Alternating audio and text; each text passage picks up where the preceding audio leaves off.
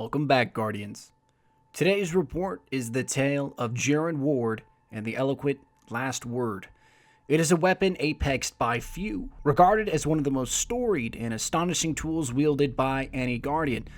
There was a dalliance between Jaren Ward and the last word, as recorded by Shin Malphur, the weapon's ultimate inheritor. But this story does not have an ending of joy.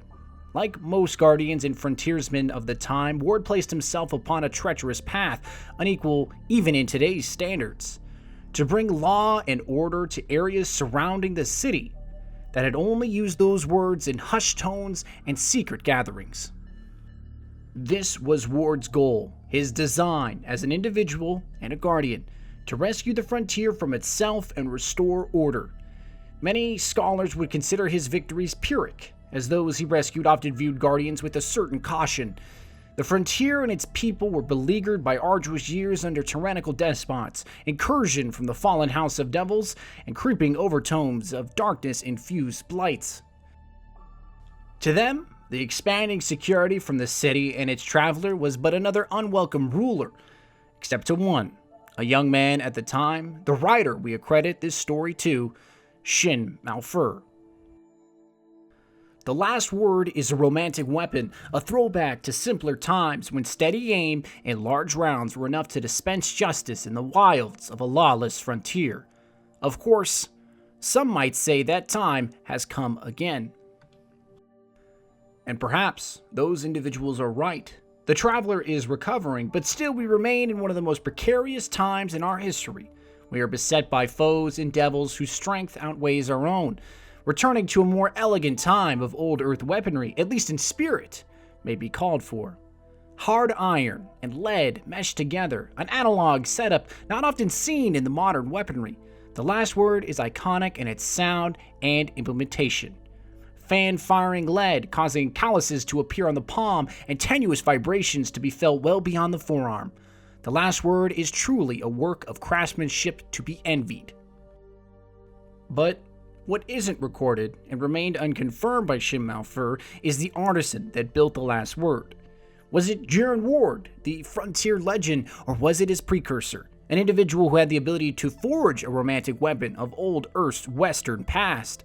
To that context, we can apply the art of forging a weapon of the past is lost, and the last word is the end of its line, another tool of warfare to be admired and utilized. The Records of Palamon, the first entry of Jaren Ward by Malphur, paint a tale of depravity and reality. Even in the city, supplies and resources are often scarce. Some materials are manufactured by Glimmer, but frontier towns and outposts lack these foundries. Malphur described the area in his youth as a town nestled away from harm, stating, "Wooded mountains that shot with purpose towards the sky. Winters were harsh, but the trees and the peaks hid us from the world." Malphur would describe Palamon as a town lacking government, but it attained the standard birthrights and regulations developed by any fringe society until Magistrate Loken, the town's eventual overseer, developed a tendency to exploit the power confirmed by his position. To be fair, Malphur depicts Loken as a man, not a devil or entity of the darkness, but an individual whom, like any of us, changed after losing so much. Life tends to do that.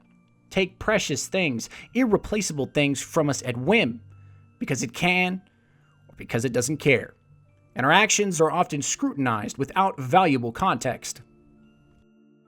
Malphur depicts Loken in a cold but fair fashion, dressing him in words lacking of any hatred or mire, stating, "I was young, so I barely understood. I remember Loken as a hard-working man who just became broken. Mostly, I think he was sad and frightened. As his fingers tightened on Palamon, people left. Those who stayed saw our days become gray." Malphur's descriptions of Palamon is akin to many of the frontier towns prior to the expansion of security provided by the tower. What remains truly interesting of Malphur's report is the arrival of Jaren Ward, the legendary hunter who to this day Guardians attempt to emulate. There was a softness about him, as presented in multiple accounts, but the words of Malphur will do Ward more justice than any historical accounting could ever hope to achieve. Jaren Ward awaited an official reception from the government of Palamon and Magistrate Loken. Whether for terms of security or for annexation by the consensus is unknown, but what is provided is the ideal hunter, a guardian of the light, presented through the eyes of a child.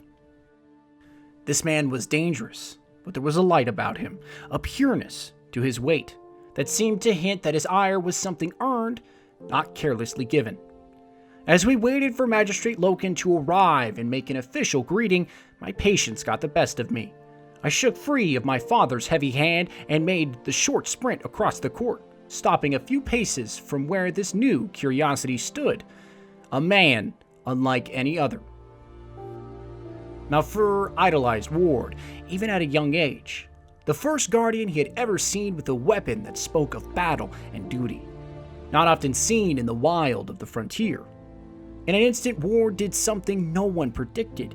He knelt before a child, one of the smallest and most harmless beings humanity can offer.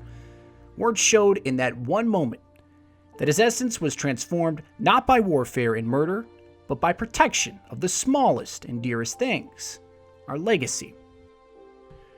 Any parent can confirm this as fact. The one thing they hold more closely to their breast in their own lives is the small meanderings of a child created by their flesh and blood. To guardians, we are their children. They're charged to protect against the oncoming hordes of vile enemies. Perhaps Jaren Ward saw a son in Malphur, something in the frontier he had never seen previously, curiosity for the light. A child attracted to his being, not because Ward was powerful or enigmatic, but because his presence as a guardian demanded it. He was pure, the true epitome of what it is to be a guardian. To a child of the frontier, this guardian brought security, duty, and honor, a future that could only be created and harnessed in the mind. Malphur wrote that Ward was his third father. Fictive kinship is a precious oddity, as it is created out of a lasting respect and true love found within a being. When created by a child who has the burden of naivety and a boundless hope, it is perhaps one of the most powerful intangibles we may ever know. It cannot be contained, and most certainly it cannot be recorded. After the events of Palamon, it is speculated that Jaren Ward would raise Shin Malphur to become one of his own, a hunter and a guardian, or at least a pseudo-version of a guardian. Of course, there are multiple versions describing the culmination of Shin Malphur, but what is certain is the fall of Jaren Ward at the hands of a most notorious enemy. An event that would spark the spirit of vengeance and the passing down of the last word. In the next report, we will discuss the tragedy to befall Jaren Ward and an end to the villain known as Dredgen Yor.